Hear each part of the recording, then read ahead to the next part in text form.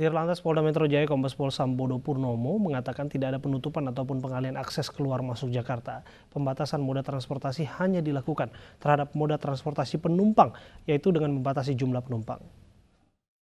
Terkait dengan pembatasan moda transportasi, maka ada beberapa hal yang perlu kami sampaikan kepada masyarakat, yaitu satu, tidak ada penutupan atau pengalihan arus lalu lintas dan akses keluar masuk Jakarta.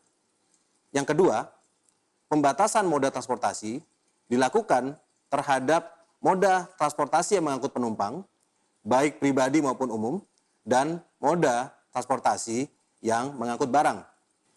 Untuk pembatasan moda transportasi penumpang, maka yang dibatasi hanyalah jumlah penumpang di dalam suatu kendaraan. Namun itu pun kita masih menunggu peraturan dari Gubernur DKI.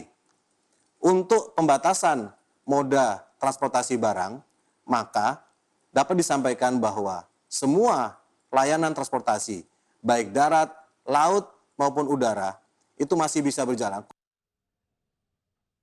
Pemirsa, 10 April 2020 besok pemerintah Provinsi DKI Jakarta mulai memberlakukan kebijakan pembatasan sosial berskala besar untuk wilayah DKI Jakarta. Dari kebijakan tersebut, pembatasan terhadap sarana publik dan pribadi akan dibatasi. Seperti apa efektivitas pembatasan sosial berskala besar tersebut dan apa rekomendasi bagi pemerintah agar PSBB berjalan dengan baik. Kita akan bahas bersama dengan narasumber, ada Pak Ahmad Taufan Damanik, Ketua Komnas HAM, dan ada juga Prof. Amin Subandrio, Direktur Lembaga Biologi Molekuler Ikman. Assalamualaikum, selamat sore Bapak-Bapak. Selamat sore. Waalaikumsalam, selamat sore. Ya, saya terlebih dahulu ke Komnas HAM ya. Ada 10 rekomendasi Komnas HAM terkait dengan PSBB ini. Dari ke-10 ini, yang mana yang menjadi catatan penting yang harus dipenuhi jelang pemberlakuannya esok di Ibu Kota? Ya, sebetulnya ini tindak lanjut ya dari rekomendasi kami kepada Presiden. Pada Presiden ada 18. Bahkan kami waktu itu juga merekomendasikan karantina wilayah proporsional. Salah satunya ya Jabodetabek ya. Tapi karena sepakat meneruskan PSBB, kita dukung kebijakan PSBB di DKI. Mudah-mudahan nanti diikuti oleh daerah sekitarnya. Yang pertama kita menyampaikan rekomendasi kepada Gubernur agar memastikan ya bahwa pelayanan kesehatan, pelayanan sosial ekonomi, karena pelayanan sosial ekonomi itu menjadi bantalan terhadap penduduk yang akan mengalami gangguan kehidupan sosial ekonominya, itu dengan menerapkan prinsip non-diskriminasi ya. Itu penting menurut kami. Jadi kami mengingatkan, bukan berarti kami melihat. Ya pertama tadi ya saya katakan, pastilah akan banyak masyarakat yang terdampak ya. Baik yang memang selama ini mereka masuk kategori masyarakat prasejahtera, tapi karena situasi COVID ini, mereka rentan untuk menjadi bagian dari keluarga yang prasejahtera atau yang miskin, kita sebut itu. Angkanya kan disebut oleh Gubernur berkali-kali 3,7 juta misalnya. Betul. Maka harus fokus ada kegiatan sosial ekonomi pada mereka dan lebih spesifik kepada kelompok-kelompok yang lebih rentan lagi, misalnya lansia, pada anak-anak ya, pada kelompok-kelompok disabilitas dan lain-lain. Oke, selain itu juga ada catatan penting soal protokol teknis larangan berkerumun. Ini yang masih menjadi tanda tanya Komnas HAM. Mengapa demikian? Ya, masyarakat pertama belum terlalu paham ya. Di lapis bawah misalnya kami bicara dengan masyarakat, mereka bahkan istilah PSBB aja belum paham. Betul. Kemudian karena selalu kita gunakan istilah-istilah yang tidak terlalu umum juga ya. Misalnya physical distancing dan macam-macam itu. Mereka tidak social terlalu distancing. Iya, social distancing. Jadi ini protokol teknisnya harus dijelaskan kepada mereka. Dan dalam penerapan sanksi itu, maksud kami, dia juga harus berjenjang. Jangan langsung kepada sanksi yang lebih keras misalnya. Tapi dimulai dari pendekatan edukatif dulu, persuasif, baru secara bertahap, setelah mereka betul-betul tak paham, tapi masih juga melakukan pelanggaran, barulah diberikan sanksi yang lebih keras. Tapi kami tidak menganjurkan untuk sanksi pidana seperti pasal 93 Undang-Undang Nomor 6 2018, karena begini, ini kontradiksi nanti dengan kebijakannya Pak Menkumham yang melepaskan tahanan karena khawatir dalam LP atau di ruang tahanan itu terjadi masalah, maka dilepaskan 33.000 orang. Tapi dengan kebijakan ini kemudian memenjarakan orang, itu kan jadi kurang. Tapi yang dimaksud di sini adalah kerja sosial kan rekomendasinya. Nah, kalau kerja sosial ini juga menjadi pertanyaan. Apakah ini bisa dilakukan terukur? Bagaimana jika ini menimbulkan kerumunan baru? Ya, itu yang tadi saya katakan. Pertama, protokol teknisnya dalam pergub nanti harus jelas. Ada sosialisasi yang jelas juga. Jadi dari level atas sampai level yang paling bawah RT RW memang harus ada kerja keras untuk mensosialisasikan. Terutama di masyarakat perkampungan-perkampungan yang katakanlah tingkat pendidikannya tidak terlalu baik, informasi tidak terlalu merata, misalnya di situ harus ada upaya pendekatan lebih baik. Oke, saya akan ke Prof. Amin. Prof. Amin, dari PSBB yang akan berlangsung besok, kita ketahui bersama bahwa sektor perekonomian masih tetap berjalan. Utamanya ada beberapa catatan yang digarisbawahi oleh Pak Gubernur. Dengan perkantoran yang masih berjalan, Anda melihat apakah memang ini akan bisa ditekan penyebaran COVID-19? Mengingat ada literatur yang saya baca juga yang mengatakan bahwa kalangan menengah ke atas lah yang mayoritas menderita COVID-19 di negara kita. Ya, saya kira yang harus kita pastikan semua masyarakat memahami konsep dan juga latar belakang PSBB ini. Tujuannya adalah untuk memastikan physical distancing atau social distancing apapun namanya untuk memutuskan rantai penularan si virus. Kalau di Jakarta masih sangat crowded, tentu kontak langsung satu manusia dengan manusia itu akan masih lebih besar kemungkinannya. Nah, jadi dengan PSBB ini diharapkan sebetulnya Jakarta untuk sementara berkurang populasinya. Ya, dari yang kalau siang hari mungkin mencapai 15 juta, bisa diturunkan mungkin menjadi separuhnya barangkali, itu sudah sangat signifikan. Tetapi kita juga mesti ingat populasi yang tidak ke Jakarta itu berarti ada di kota-kota penyangga di sekitar Jakarta. Betul. Ya, berarti kita memindahkan kepadatan dari Jakarta ke pinggir-pinggiran.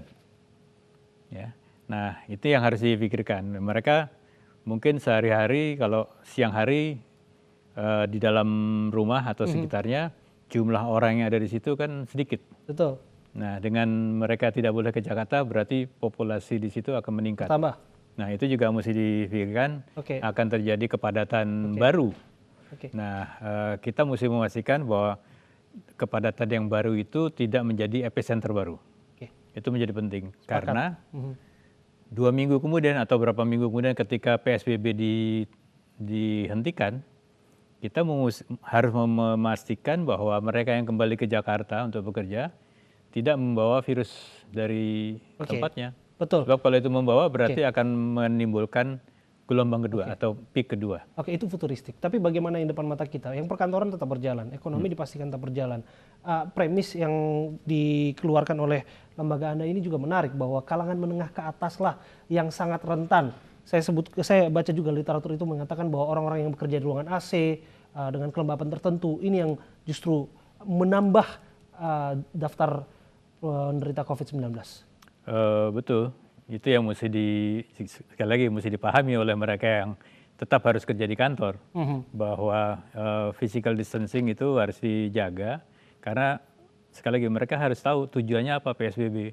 Kalau ada PSBB tapi tetap kerumunan itu tidak dihindari, maka kita bisa pastikan kontak satu orang dengan orang lainnya akan tetap dekat dan kesempatan si virus untuk berpindah dari satu orang ke orang lainnya itu juga akan tinggi. Karena kita tahu yang bergerak bukan virusnya sendiri, tidak ada virus corona ini yang berterbangan sendiri. Yang membuat dia pindah satu tempat ke tempat lain adalah manusia.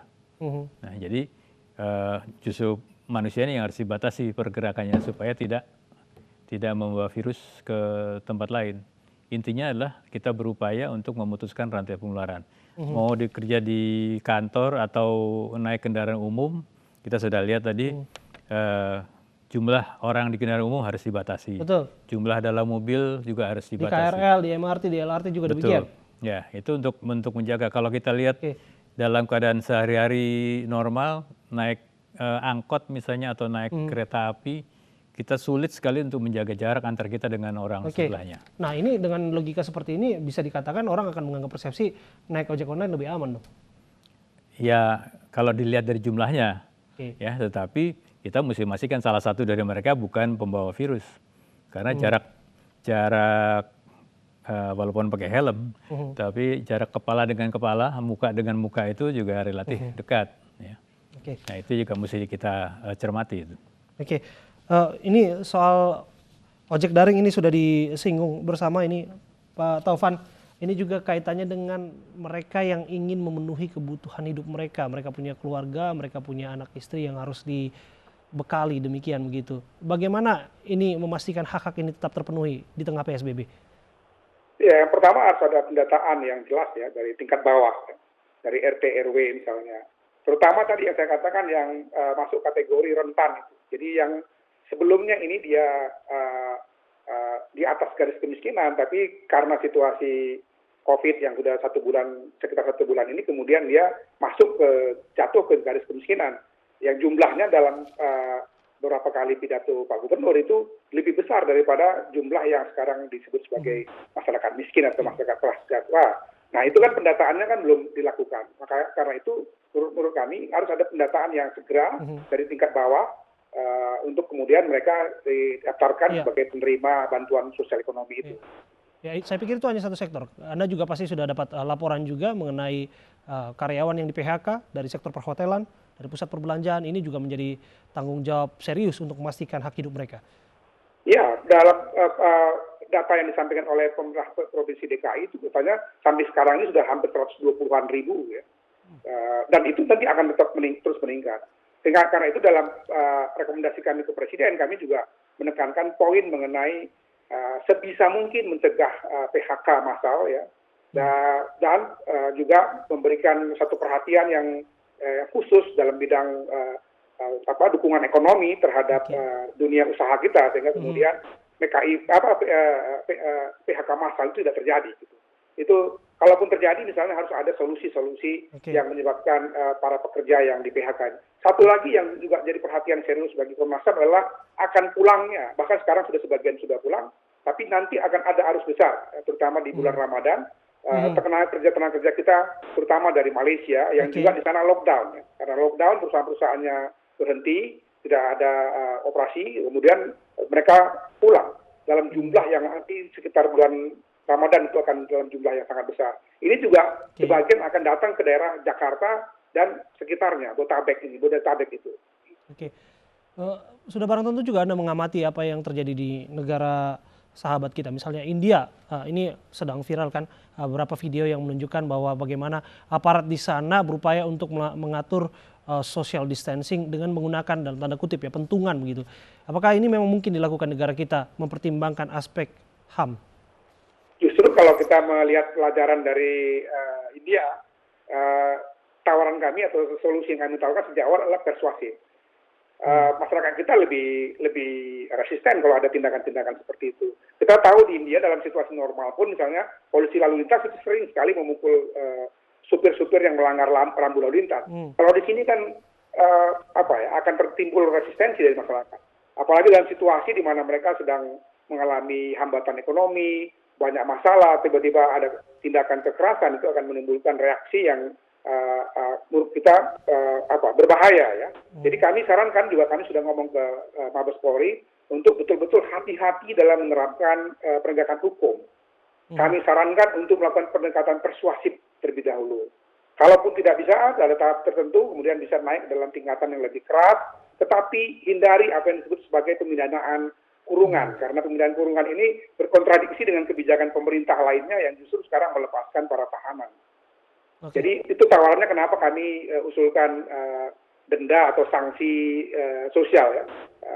Itu lebih efektif karena juga kemungkinan pelanggaran-pelanggaran itu sebenarnya bukanlah satu tindak pidana yang berat. Sementara dalam Undang-Undang Nomor 6 Tahun 2018 itu ancaman hukuman pasal 93 itu 1 tahun maksimum atau denda 100 juta. Ini kan terlalu besar juga gitu.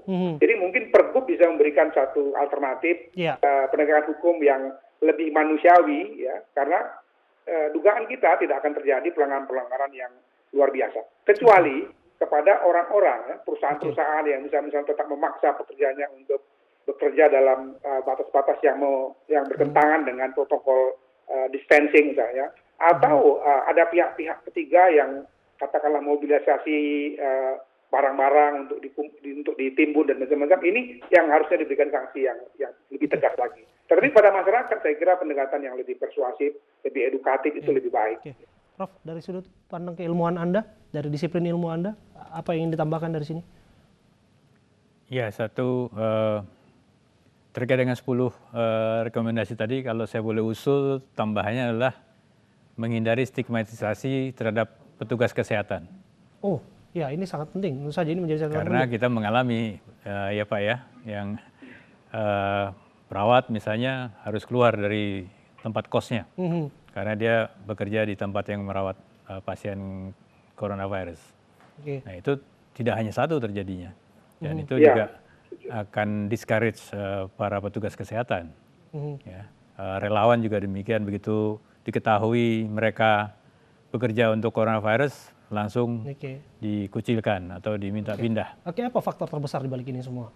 Nah, sebetulnya faktor terbesar adalah komunikasi. Jadi penjelasan kepada masyarakat itu harus terus-menerus, tidak hanya dilakukan sekali kemudian kita anggap wah sudah mengerti. Itu harus kita harus pastikan bahwa ide kita sudah diterima oleh masyarakat dengan baik. Oke. Oke, marilah kita berandai bahwa PSBB ini dilakukan dan ditaati sebegitu rupa oleh semua stakeholder, tidak hanya pemerintah, kemudian yang mengatur di sini, namun juga masyarakat yang menjadi bagian di dalamnya. Akan seperti apa nanti hitung-hitungan COVID-19, Prof? Ya, seperti tadi saya sampaikan, kalau mereka yang sekarang diminta untuk tinggal di rumah di daerah penyangga Jakarta, itu kita harus memberikan informasi kepada mereka apa yang harus dilakukan sebaiknya. Apakah mereka harus tinggal di rumah semuanya? Tentu itu akan tidak memecahkan masalah. Betul. Mungkin akan menimbulkan permasalahan baru. Belum lagi kita tidak memastikan bahwa di antara mereka mungkin ada yang positif. Ya, artinya sebagai anggota keluarga yang positif ya? OTG atau healthy carrier, apapun namanya. Asimptomatik misalnya. Asimptomatik ya. Nah itu kalau tidak dideteksi, itu bisa menjadi sumber baru untuk penyebaran virus daerah situ. Ya, karena mereka disuruh tinggal di rumah katanya. Padahal sebetulnya yang terbaik adalah kalau kita menghirup udara segar. Ya kan, daripada tadi contohnya di kantor kita di dalam ruangan tertutup, Betul, AC ada AC. terus, dan pertukaran udara itu pasti tidak sebaik kalau di udara luar. Ya. Itu mungkin salah satu sebab kenapa lebih tinggi lebih berisiko mereka yang menengah ke atas. Nah, kalau kita belajar dari angka hari ke hari dalam sepekan terakhir, nampaknya semakin hari justru semakin meninggi ini angkanya, Prof. Apa yang sesungguhnya terjadi? Kan kampanye social distancing sudah dilakukan. Kita juga sudah melihat Jakarta sudah mulai sepi kok saat ini. Ya. Gitu, tapi tetap aja angkanya tinggi. Di satu sisi kita melihat memang angkanya seolah menakutkan gitu ya. Pertambahannya dari 100 sehari, kemudian 200 sehari, 300. Per hari ini 300? Ya, 300 lebih. Itu salah satu penyebabnya adalah semakin banyak yang diuji. Jadi Kementerian Kesehatan menunjuk lebih banyak laboratorium yang bisa mendeteksi. Sehingga lebih banyak orang yang diperiksa. Haruskah kita khawatir dengan angka ini yang semakin tinggi? Saat ini memang kalau lihat pertambahannya saja, itu seolah mengkhawatirkan. Tapi kalau itu kemudian ditindaklanjuti, kita anggap bahwa sebagian besar yang positif itu adalah bukan orang yang artinya dengan keadaan yang berat, ya, tapi mereka masih ada di luar, mungkin sakitnya hanya ringan. Nah itu yang harus ditangani dengan baik, kemudian dilakukan kontak tracing, siapa saja yang kontak dengan mereka, itu semua yang harus dikejar, sehingga kita tahu persis virusnya sudah menyebar kemana. Nah itu memang membutuhkan sarana deteksi, sarana diagnosis virologinya yang lebih baik dan lebih cepat. Ya, ini yang harus kita tingkatkan. Oke, Pak Taufan, terakhir apa yang Anda bisa tambahkan agar semuanya ini bisa berjalan lancar, di sisi lain aturan ditegakkan, namun hak asasi juga tetap dijaga sebagai hak yang paling dasar, hakiki? Ya, pertama tadi pemerintah DKI ya dan pemerintah pusat juga ya, menurut saya harus fokus dalam rangka penyelamatan baik kesehatan dari warga maupun juga kesejahteraan dari warga. Ini harus jadi fokus yang paling utama. Yang kedua, pemerintah perlu menggerakkan seluruh elemen masyarakat untuk bersatu padu ya, bersama-sama. Karena ini tidak mungkin, misalnya soal tadi penyadaran pada masyarakat, nggak mungkin hanya pemerintah. Tapi tokoh-tokoh sampai pada tingkat yang paling bawah pun harus bergerak bersama untuk memberikan informasi penyadaran pada masyarakat apa yang disebut sebagai PSBB, bagaimana kita harus melakukan sesuatu dan harus menghindarkan sesuatu. Yang tidak kalah pentingnya juga dukungan dari sosial ekonomi masyarakat. Pemerintah saja dengan APBD-nya, APBN-nya nggak akan cukup. Maka donasi masyarakat itu perlu digerakkan sedemikian rupa sehingga masyarakat kita, terutama tadi yang saya katakan terdampak maupun yang sudah dari awal dia memang dalam kategori miskin, itu bisa terselamatkan, tidak hanya kesehatannya tapi juga sosial ekonomi atau kesejahteraannya. Oke, baik, terima kasih Pak Ahmad Taufan Damanik, Ketua Komnas HAM sudah berbincang bersama kami, dan terima kasih atas kehadiran Anda. Kita tetap jaga jarak aman, jarak fisik seperti ini. Prof. Amin, meskipun Anda hadir di studio kami, terima kasih atas waktu Anda.